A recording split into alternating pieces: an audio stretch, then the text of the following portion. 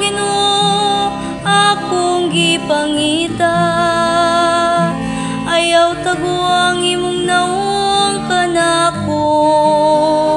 Ayaw isalikway ang imong sulugon diha sa kapungon. Ikaw ang akong magtatabang, ayaw ako isalikway.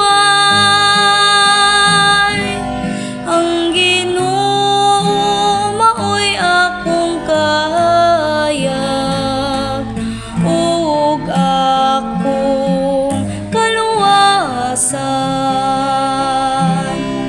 Kituan ko nga makakita ko sa kayo sa Ginoo, diha sa yuta sa mga buhi.